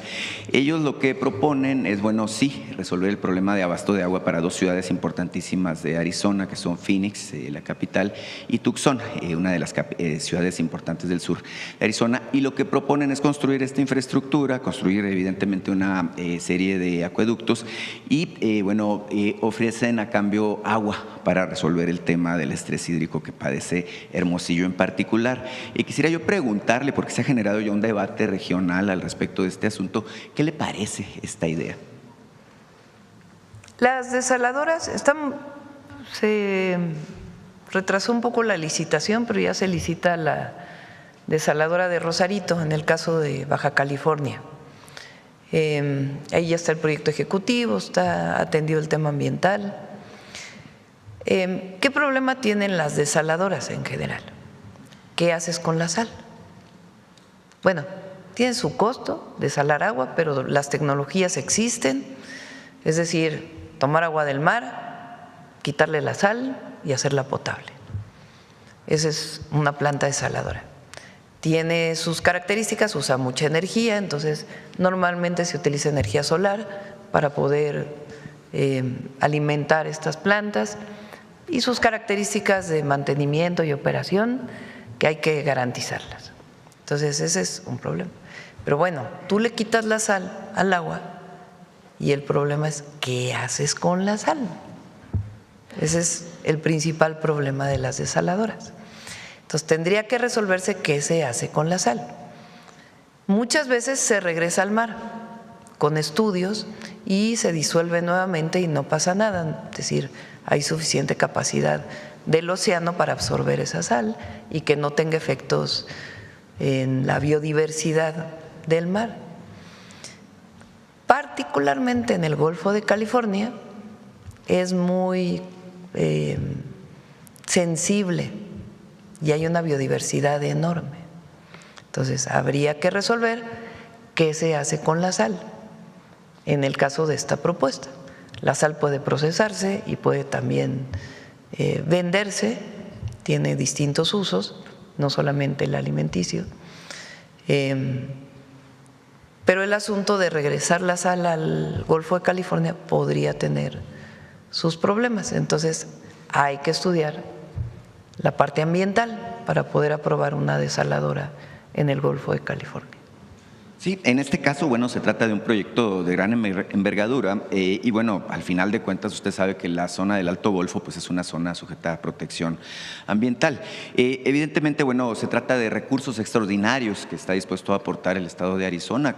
Es un asunto, bueno, que ha llamado la atención y por lo menos, bueno, plantea una alternativa de solución a este problema que parece eterno que hemos tenido por la falta de agua, Presidenta. Mire, omití presentarme, Demián Duarte de Sonora Power, la revolución que llegó del norte. Tengo otro tema. Hablaba usted ahorita sobre la interdependencia económica que tenemos con los Estados Unidos y cómo, bueno, evidentemente la relación dentro del acuerdo comercial que tenemos con ellos y con Canadá, pues ha sido muy exitosa. Mire, justamente en este contexto, bueno, Sonora sigue armándose y creando, bueno, visiones estratégicas. Ayer se anunciaba por parte del gobierno de Alfonso Durazo una alianza con una firma francesa, una firma que se llama Latecor, que se dedica a hacer partes para los fuselajes de aviones. El tema es que se está proponiendo y se va a hacer, de hecho, porque ya es un acuerdo, crear una estrategia para capacitación de personal que puede incorporarse a esta industria que es la aeroespacial, en donde Sonora pues tiene una ventaja competitiva importante, pero también a otros segmentos de industria, como es la industria electrónica, como es la industria automotriz, como es la industria de autopartes. Evidentemente Sonora, por su carácter fronterizo, pues es uno de los estados más interesados, así como Baja California, seguramente Chihuahua y todos los estados de la frontera, pero también aquí el centro del país, en que se mantenga este modelo de integración y sociedad comercial. ¿Usted cómo ve este tipo de esfuerzos que se están haciendo justamente para mejorar la competitividad? Muy bien, un trabajo extraordinario el que hace Alfonso Durazo al frente de Sonora. Sí, y para terminar, Presidenta, bueno, se ha venido hablando de los polos de desarrollo para el bienestar. Sabemos que, bueno, Sonora fue considerado con uno, el caso particular de Hermosillo. Se ha venido hablando de, bueno, por ejemplo, el vecino estado Baja California no tiene polo de desarrollo para el bienestar, por lo menos no ha anunciado. Y no hace mucho vi yo aquí al alcalde de Cajeme, no aquí en Palacio, sino con el secretario de Economía, Marcelo Ebrard, haciendo las gestiones para alcanzar este proyecto que ya se ha planteado de crear otro polo de desarrollo justamente en Ciudad Obregón, en Cajeme, a partir de las ventajas competitivas que tiene esta región del sur de Sonora. No sé si tiene usted avances al respecto de cómo se presentamos pronto los polos de bienestar, van muy avanzados, se han encontrado distintos esquemas para su desarrollo y ya lo presentamos. Muchas gracias, Presidenta. Gracias. A ver, aquí la compañera.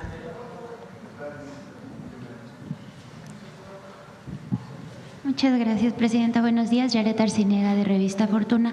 Presidenta, con este programa de vivienda tan contundente por parte del Gobierno, ¿se ha registrado alguna reacción positiva de desarrolladoras privadas que antes pues solo pensaban en hacer negocio aprovechando los subsidios? ¿Si han pedido algún programa, pero pues simplificación o reducción de trámites? Sí, incluso parte del programa de vivienda del Infonavit tiene algunas alianzas con desarrolladores inmobiliarios privados. Algunos predios que eran de ellos, que no habían podido desarrollar su vivienda y que ahora son parte del plan de vivienda para el bienestar. Tienen que garantizar el precio de la vivienda, evidentemente, pero hay alianzas con desarrolladores. Muchas gracias, Presidenta. En otro tema… En otro esquema, porque antes lo que pasaba es que la vivienda del Infonavit era un negocio, en realidad. Entonces era el negocio para el desarrollador privado, se le daba el crédito prácticamente al desarrollador privado del dinero de los trabajadores, el desarrollador privado hacía la vivienda y después se iban otorgando las viviendas de acuerdo al crédito del trabajador con estos créditos impagables. Pero el desarrollador pues se veía beneficiado. Y otros casos que aquí planteó también Octavio de corrupción, que esperamos que ahora con la fiscal Ernestina Godoy pues puedan seguir avanzando. Pero ya no es así. Claro que el desarrollador puede tener sus ganancias, pero no está pensada la vivienda como un negocio, la vivienda social, la vivienda popular como un negocio. Hay desarrolladores inmobiliarios que hacen vivienda también y que hay todas las condiciones para hacerlas. Pero en el caso de la vivienda para el bienestar, el objetivo es el derecho a la vivienda de las y los que menos tienen. Muchas gracias, Presidenta. En otro tema, Presidenta, de cara al Foro Económico Mundial en Davos, ¿cuál será el énfasis y los objetivos del Gobierno de México en esta reunión? Va a ir, en este caso, la secretaria de Semarnat, Alicia Bárcenas, y va a hablar de desarrollo con justicia del modelo mexicano y también vinculado con los temas ambientales. Entonces, Alicia va a ser nuestra representación en Davos. ¿Asistirá alguna representación de personas que estén, o de empresarios en particular que… Sí, incluso va la empresaria Altagracia Gómez, va como parte de este consejo muy amplio que ya se ha ido incrementando de empresarios, también para hablar pues del modelo de desarrollo mexicano. Muchas gracias, Presidenta. En un tercer tema, usted ha reiterado el respeto de su gobierno a la autonomía del Banco de México en un contexto internacional donde existen presiones políticas sobre los bancos centrales, como ocurre en Estados Unidos. Preguntarle qué tan relevante ha sido para su administración mantener una relación de sana distancia con la política monetaria del Banco de México. Es muy importante la autonomía del banco. Ahora, como en todo eso no quiere decir que no te puedas coordinar y trabajar juntos en ciertos temas. Por ejemplo, nuestra insistencia de que haya créditos accesibles. Ahora, ya muy pronto vamos a… luego lo anuncio y no lo presentamos, pero ya lo tenemos prácticamente listo, los fondos que vamos a utilizar para la infraestructura en el país, para carreteras, para puertos, para aeropuertos, para trenes, cómo vamos a incrementar la inversión pública y la inversión mixta en el país, para energía y para carreteras, trenes, etcétera. Eso es por un lado. Y por otro lado ya tenemos un programa de créditos accesibles a través de Nafinsa y de la banca. Y eso pues se ha trabajado con la banca privada y también con el Banco de México. El programa de Cosechando Soberanía para el campo, que son créditos para el campo de baja tasa de interés, también se trabajó con Banco de México. Entonces se trabajan temas conjuntos, pero las decisiones monetarias pues son del Banco de México. Presidenta, ¿considera que este respeto ha sido clave para preservar la credibilidad en el manejo de las finanzas públicas y la estabilidad económica del país? Sí, pero además, la verdad, Victoria lo ha hecho muy bien, la gobernadora del banco. Es una mujer muy profesional, muy estudiosa,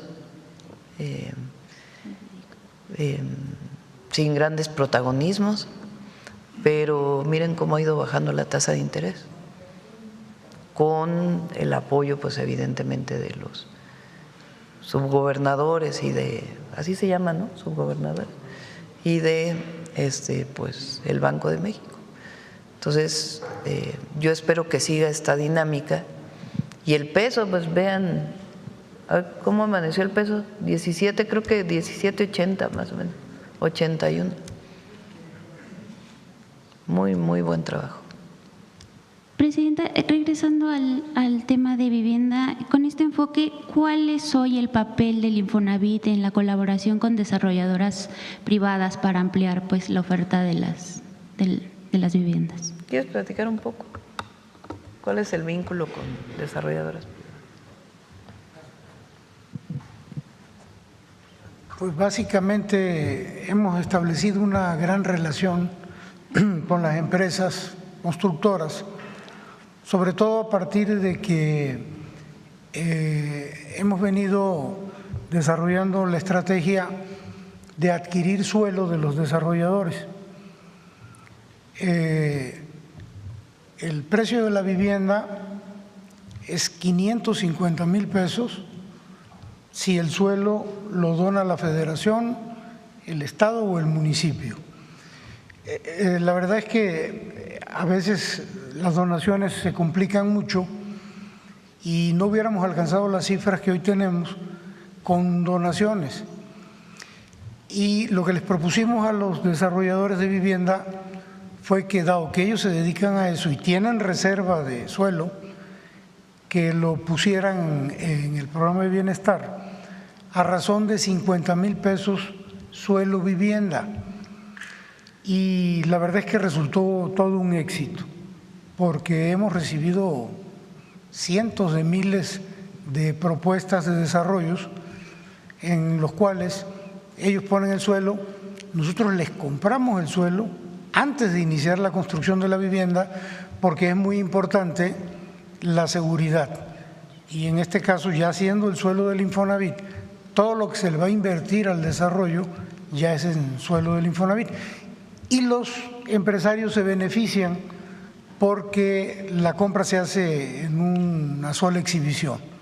Entonces ellos ponen el suelo, reciben el pago y ese dinero normalmente, por lo menos es lo que nosotros les hemos pedido y lo han venido haciendo, ellos lo ocupan para adquirir más suelo, para incorporarlo al programa de vivienda. Entonces realmente ha sido una relación extraordinaria, han entendido, el precio es tope, los 600,000 pesos son en todo el país el precio de la vivienda, siempre y cuando haya aportación de suelo o venta de suelo por parte de ellos. Ha sido extraordinario. Hoy tenemos más de 900,000 propuestas, tenemos mucho más, algunas se han desechado, de las que consideramos viables 900,000 y más viables 400,000, que son las que estamos pensando arrancar en este año. Pero en términos generales ha sido extraordinaria la relación. Muchas gracias, Presidenta. Ya por último, en esta conferencia en días pasados se le planteó a la secretaria del Bienestar el tema de la violencia a los adultos mayores y ella nos confirmó que a través de Salud Casa por Casa se había detectado, de repente se detecta un tipo de violencia que es el abandono. Ellos como funcionarios pues tampoco pueden intervenir porque de hecho por ley el delito de violencia a adultos mayores es un delito de querella, solo ellos pueden denunciarlo.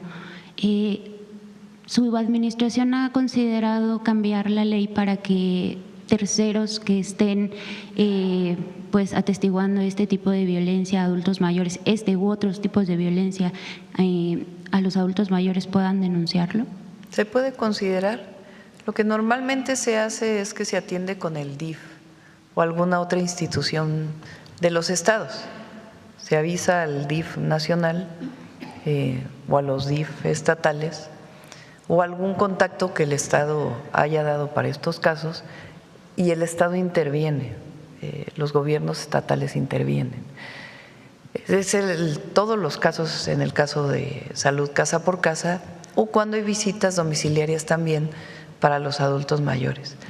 Pero esta propuesta que planteas se la planteo a Estela y a Ariadna para ver si es factible y cómo se operaría. Sí, es un tema que hemos seguido desde 2019 y normalmente quien incurre en este tipo de violencias hacia los adultos mayores son familiares, hijos, personas muy cercanas a ellos, y entonces ellos no tienen la posibilidad o la posibilidad por movilidad, por cuestiones de facultades mentales o incluso porque son personas cercanas a ellos, no se atreven a denunciarlos.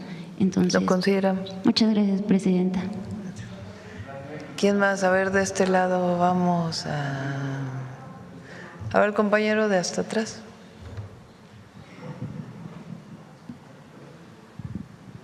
Muchas gracias, presidenta. Buenos días a todos. Julio Sánchez, de Uno TV.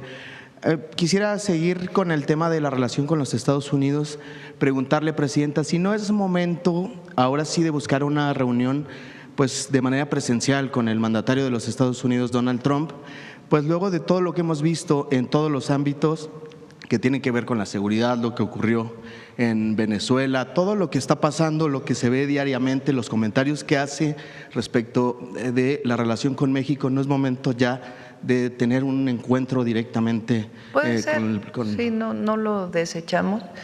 Él viene, la próxima semana se cumple un año de que llegó Donald Trump al gobierno de los Estados Unidos, el 20 de enero. Entonces, probablemente después, pues supongo que estará ocupado en este momento. Entonces, probablemente después del 20 estaremos buscando pues una llamada para ver todos los temas. Como lo dije, que por cierto, me dio mucha risa porque no sé qué medio, bueno, sí sé, pero no lo voy a decir, dijo que me había colgado el teléfono y que como dije que había sido una llamada breve, pues ya es toda la interpretación alrededor. No, se despidió de manera muy amable y me dijo, nos llamamos pronto. Y en efecto, pues nos llamamos pronto y yo esperaría pues a que pasara el 20 de enero, que imagino que él tiene muchas ocupaciones en este momento, para poder, si es necesario, pues hacer una reunión, pero para hablar pues de los temas pendientes que tenemos. ¿Lo invitaría a venir a México a que sea la reunión aquí en nuestro país?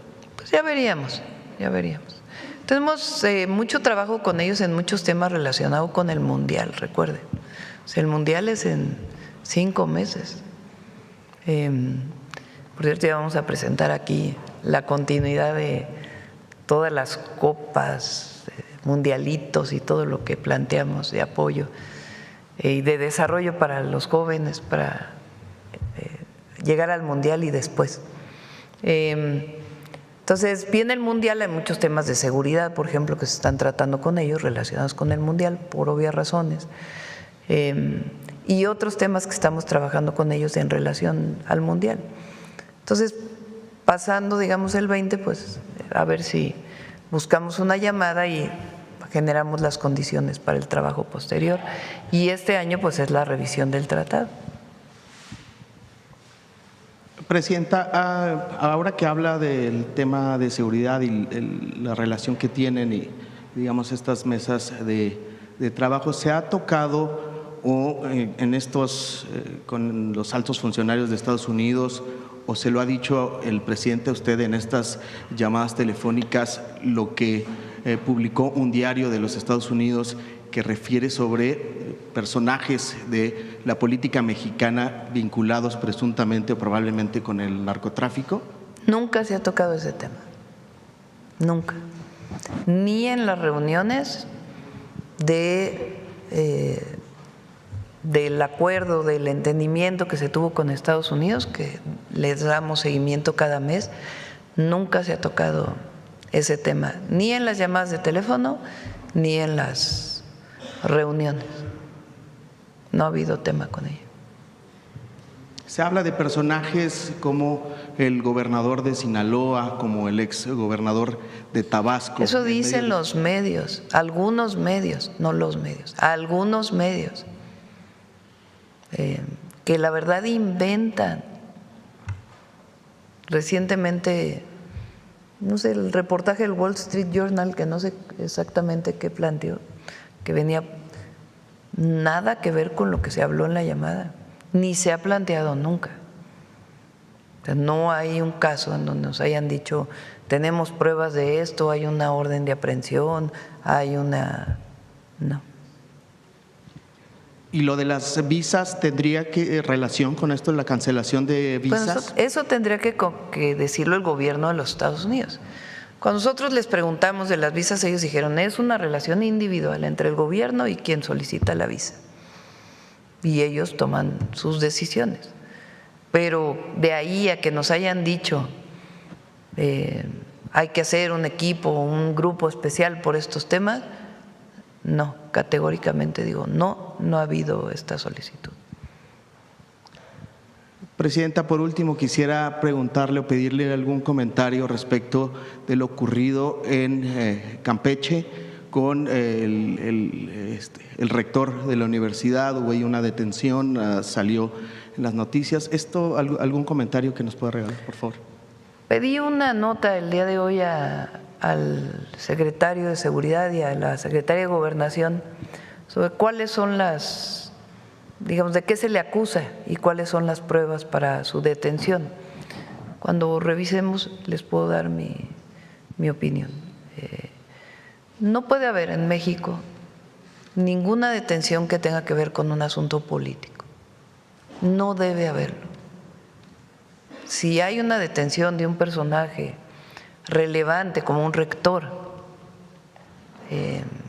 o alguna otra persona que tenga un espacio en la vida pública, periodistas que lo hemos visto aquí que se dedican a difundir y a garantizar la libertad de expresión, no debe haber nada que tenga que ver con un asunto político. No se puede usar la justicia como una vendetta política. Eso no puede existir.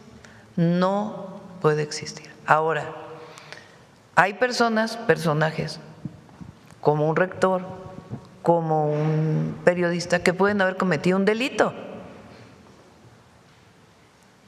Y no, también al revés, no por ser rector, pues estás exento de la justicia. O no por ser periodista, pues estás exento de la justicia si cometiste un delito. O no por ser presidente municipal, gobernador, diputado, senador o cualquier puesto de elección popular, si cometes un delito, pues tiene que haber cumplimiento de la ley, tiene que haber justicia. Entonces, en este caso en particular, pues hay que ver cuáles son las pruebas, ¿verdad? Entonces, si hay pruebas suficientes para la detención porque cometió un delito, pues no puede ser que por ser rector no tenga sus consecuencias. Ahora, si es otro tema, pues no debe usarse la justicia para ello, ¿no? La ley, decía Juárez, nadie puede estar por encima de la ley, nadie ni nada. La ley es una norma social que garantiza la democracia. Y nosotros tenemos que garantizar, por eso además el cambio en el Poder Judicial, para que los jueces garanticen la justicia que finalmente está establecida en las leyes. Entonces nosotros,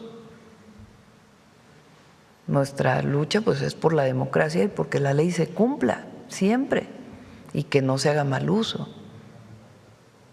Porque antes hablaban del Estado de Derecho, pero era para proteger a unos cuantos.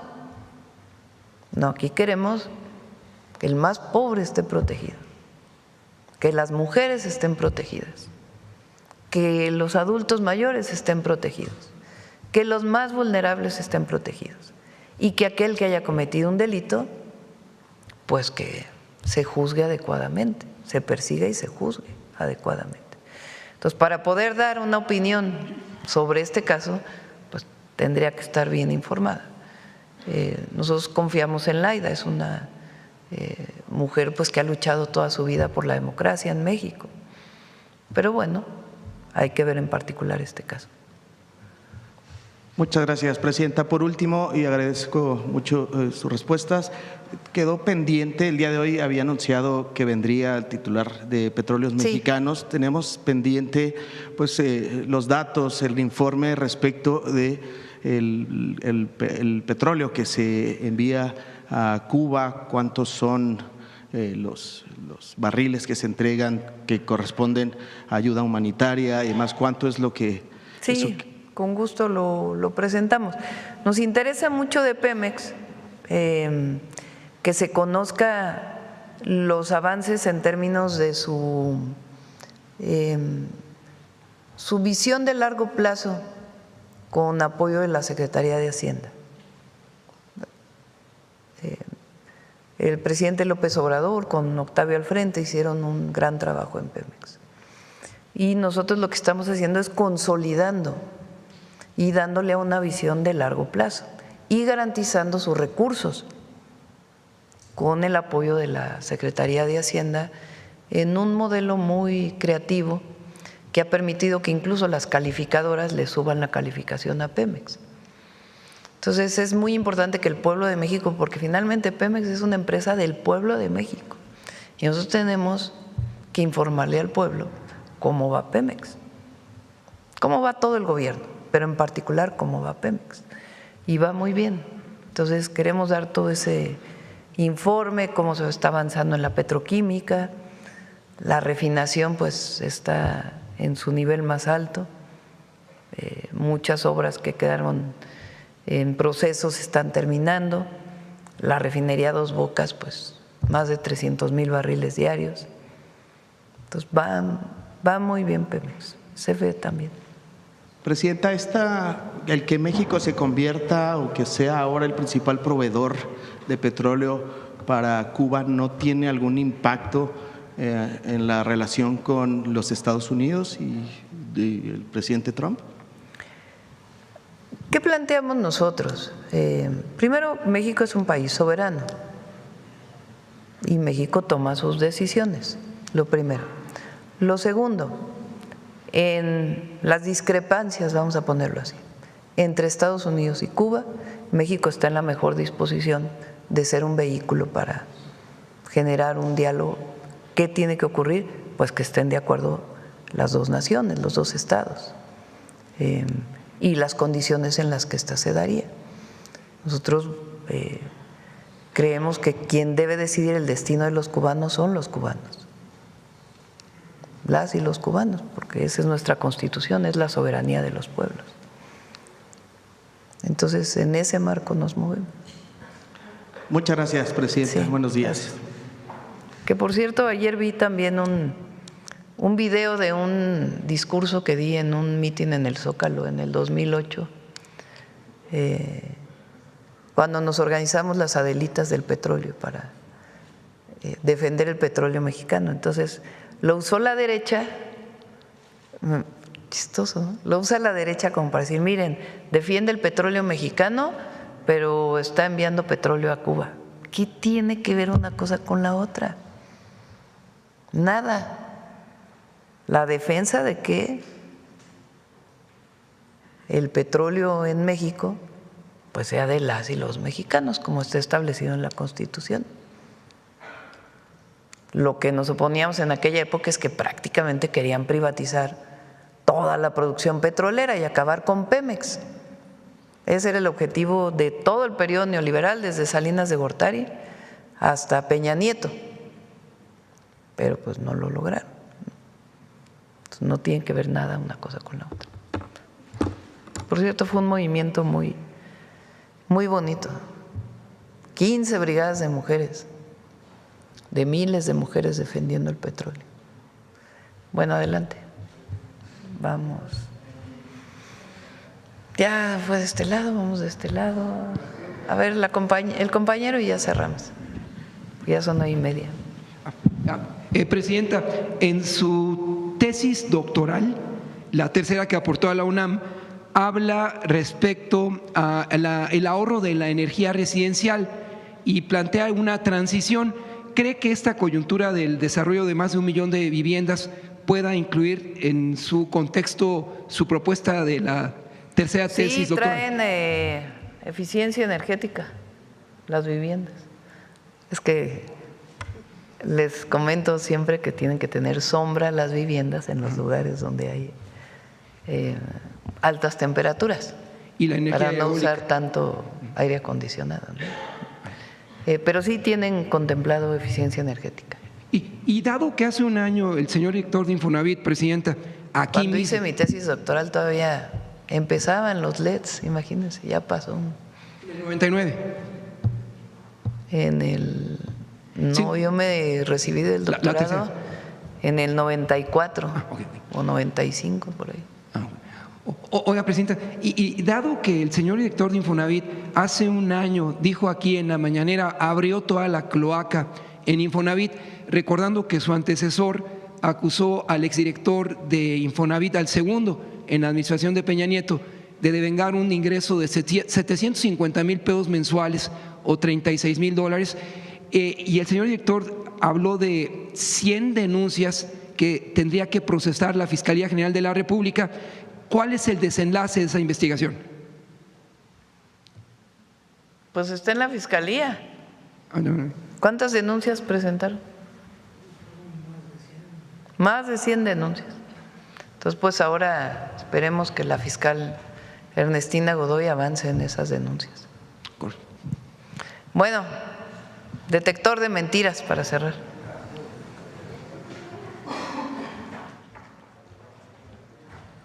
Con su permiso, presidenta, buenos días a todos y todas y todos. Ante la consolidación del sistema de salud pública del país, el apuntalamiento de los programas de salud casa por casa y farmacias del bienestar, frente al aumento de cirugías, consultas de especialidad y consultas de medicina familiar del IMSS, en el IMSS Bienestar y en el ISSSTE, medios de comunicación y sus comentaristas insisten en inventar y difundir mentiras sobre un falso desabasto de medicamentos e inexistentes colapsos de los servicios de salud.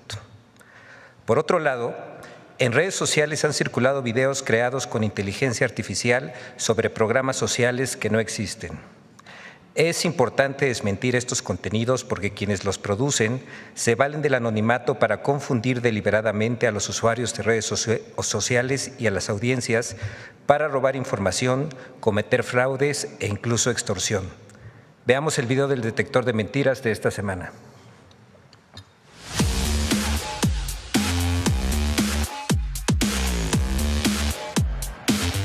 Falso desabasto en farmacias del bienestar, el supuesto espionaje con el nuevo registro de líneas telefónicas y hasta falsos programas sociales son algunas de las noticias falsas que el detector de mentiras localizó esta semana. 1. Mentiras sobre el sistema de salud. Los servicios de salud colapsaron en Nayarit. El sector salud, como hemos dicho en repetidas ocasiones, en terapia intensiva, hay equipo médico deteriorado, los pacientes en los pasillos, las clínicas cerradas por falta de médicos y de insumos. Sí, de hecho, así es como se está viviendo la crisis de este sistema de salud en Nayarit. ¡Mentira! El IMSS Bienestar aclaró que los servicios y urgencias no se han suspendido. Explicó que aunque en temporada decembrina la demanda llega a triplicarse, la atención se mantiene sin interrupciones. Aseguró que en el estado se ha fortalecido la capacidad hospitalaria, las cirugías y el abasto de medicamentos. B. No hay antídoto contra el piquete de alacrán. Otra niña de 12 años de edad falleció, murió en Guerrero. Pero ¿sabe qué?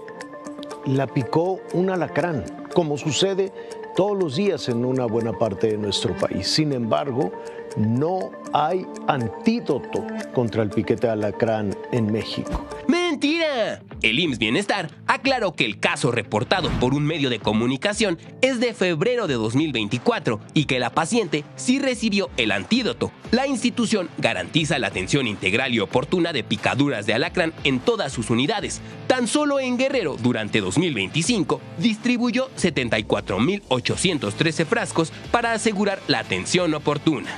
C. La farmacia del bienestar en San Ignacio, Loyola y Metepec, Estado de México, no tiene tiene abasto de medicamentos. Si vamos a Tlacomulco, en el Estado de México, los habitantes son los testigos de la propaganda del gobierno que no se traducen en acciones reales en el sector salud. Prometieron abasto de medicamentos y les dieron esto.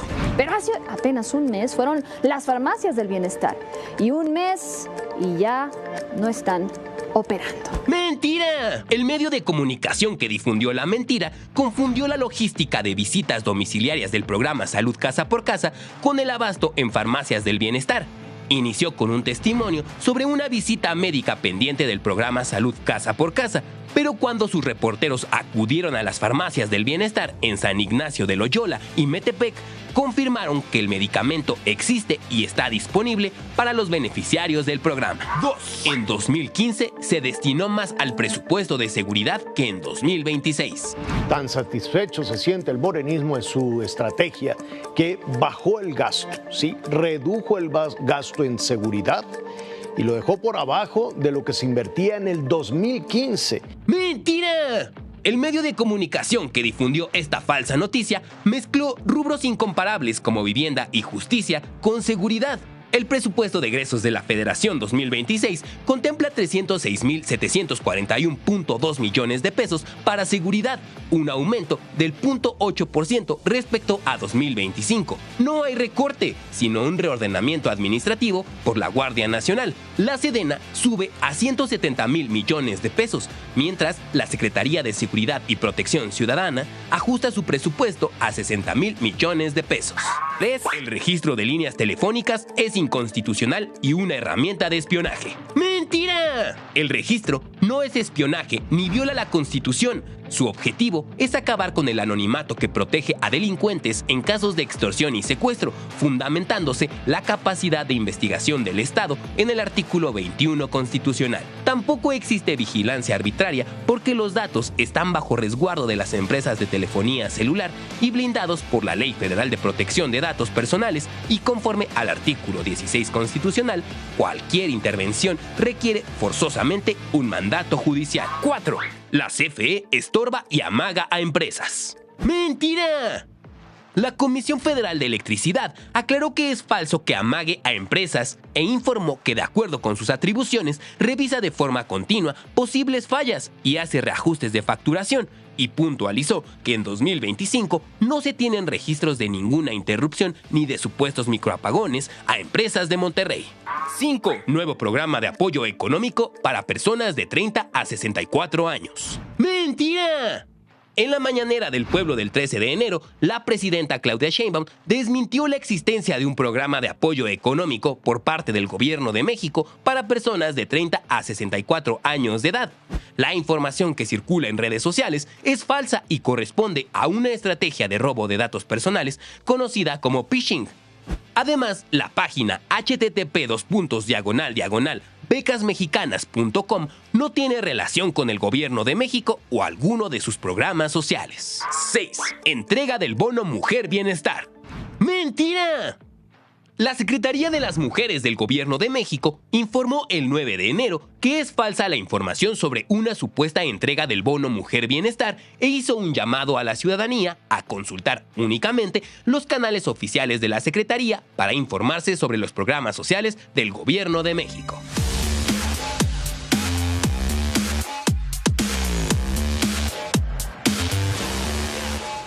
Gracias, Presidenta. Gracias. No, qué bueno que lo preguntan. Mañana nos vemos aquí. Hubo ahí distintos problemas que no nos permitieron ir a los estados, repito, por el tema del turismo principalmente. El viernes vamos al Estado de México y ya regresamos el lunes para acá. La reforma electoral. A las 5 tengo reunión. Gracias.